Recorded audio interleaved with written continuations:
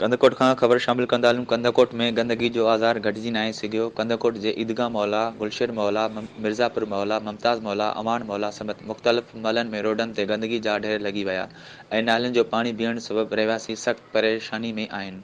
सफ़ाई न थियण करे बीमारियूं जनम वठण लॻियूं। शहरियुनि मीडिया आॾो धाईंदे चयो त केतिरनि ई ॾींहनि खां गंदगी जा ढेर लॻल आहिनि। नाली जो पाणी बीठल आहे। शहर में सफ़ाई नाहे थी सघी। शहर में करोड़े रुपयनि जी लाॻत सां लॻायल सोलर लाइट बि इंतिज़ामिया जे बेध्यानी करे नाकारा थियण लॻियूं। 1.5 कलाक हली बंदि थी वञनि थियूं। किथे गटरनि खे ढक नाहे त किथे गटरनि जा ढक भॻल आहिनि।